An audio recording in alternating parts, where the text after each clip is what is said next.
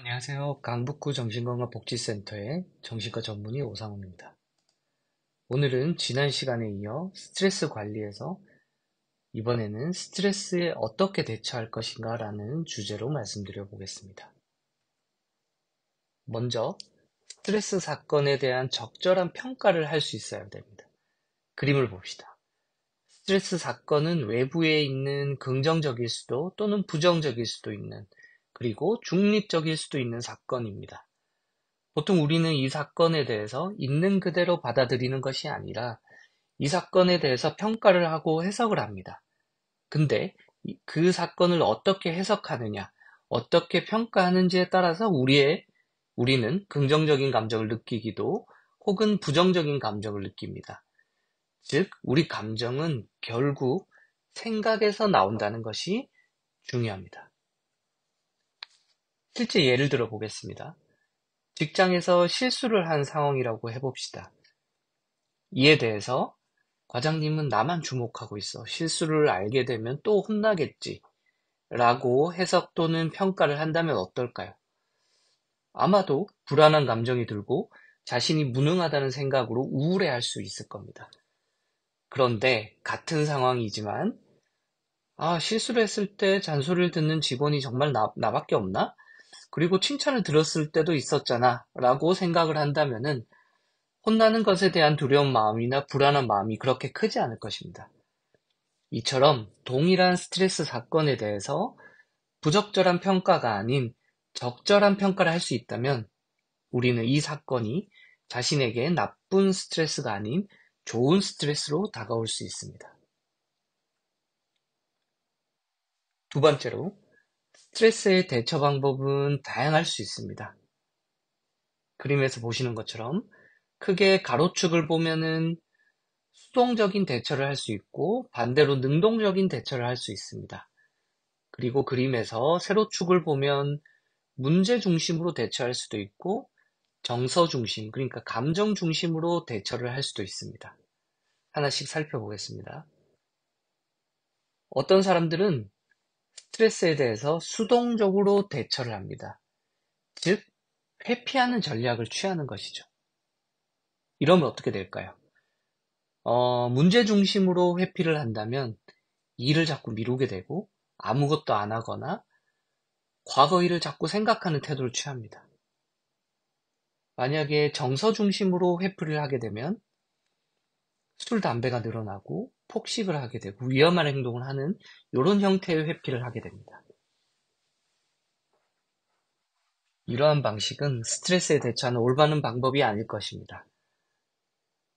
수동적으로 회피를 한다면은 일시적으로 편할 수는 있지만 문제는 결국 해결되지 않고 결국 이것이 스트레스로 계속 쌓이기 때문에 결국에는 악순환의 고리에 빠져들게 됩니다.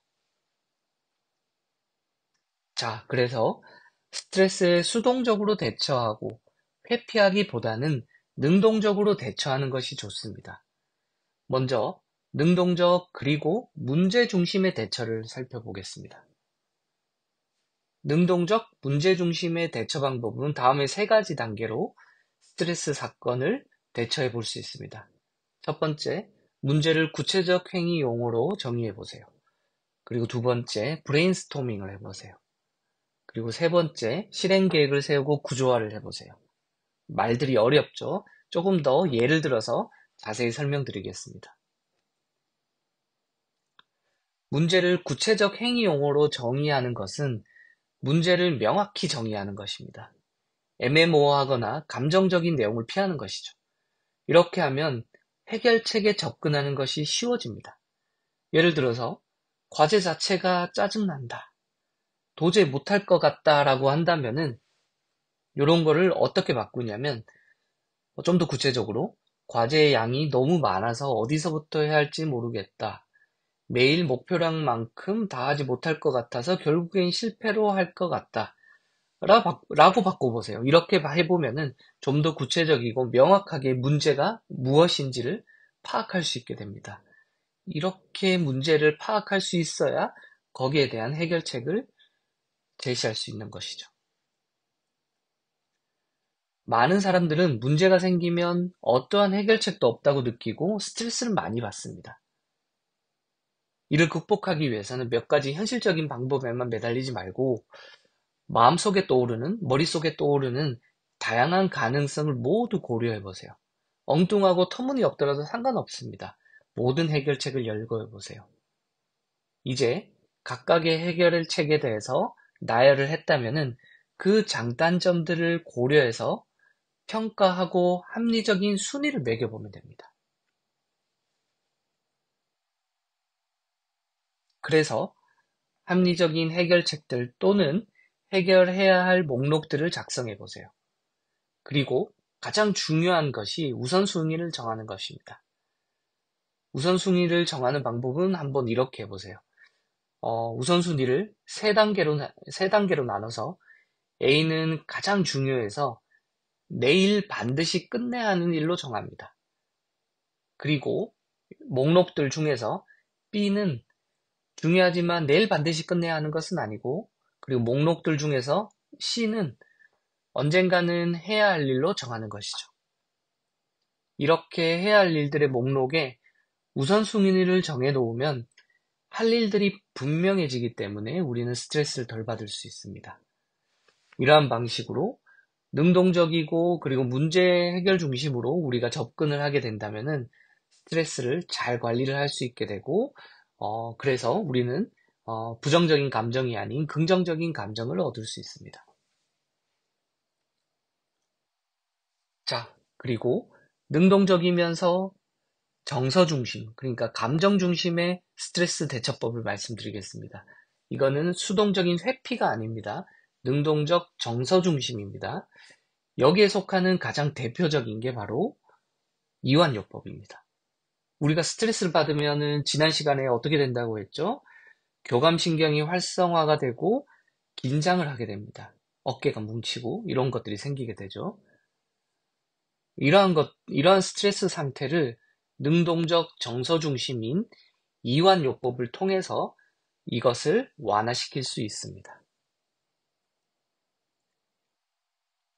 이완요법으로 두 가지를 말씀드릴 텐데요. 그 첫 번째가 바로 복식호흡입니다. 우리는 숨 쉬는 방법만으로도 우리는 긴장과 이완을 조절할 수 있죠. 느리고 깊은 호흡을 하게 되면은 부교감 신경이 활성화되면서 이완 상태로 접어들 수 있습니다. 재밌죠? 숨 쉬는 방법만으로도 우리가 긴장과 이완을 조절할 수 있습니다. 유튜브에서 국립정신건강센터 채널에 들어가 보시면 마음 안정화를 위한 복식호흡 기법이라는 영상이 있습니다. 제대로 된 복식호흡 방법을 이 영상을 통해서 배울 수 있을 겁니다. 꼭 이 영상을 시청해 보시고 하루 2번, 그리고 한 번 할 때 10분 정도 연습을 해보세요. 분명히 스트레스로 인해서 긴장된 몸을 여러분들이 이완시키는 데 도움이 될 것입니다. 이완요법의 두 번째는 바로 점진적 근육이완법입니다. 이것은 몸을 이완시켜서 마음도 이완시키는 방법입니다. 우리 근육을 그룹별로 나눠서 위에서 아래 혹은 반대로, 그리고 점진적으로 긴장과 이완을 반복하는 그런 훈련을 통해서 이완하는 방법을 익히는 것이 바로 점진적 근육이완법입니다.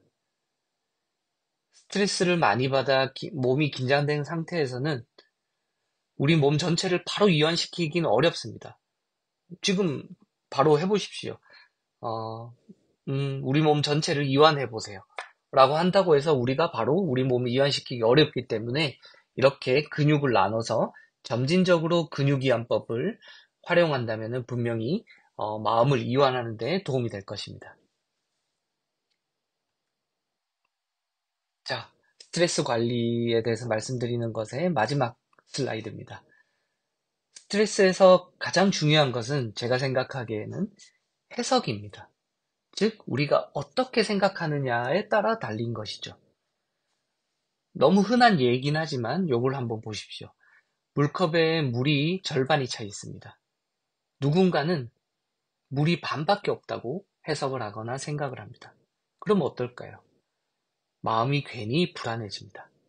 그러나 어떤 사람은 물컵에 물이 아직도 반이 남았다고 생각을 할 수 있습니다. 그러면 마음이 편하고 원래 하던 일에 집중을 잘할 수 있죠.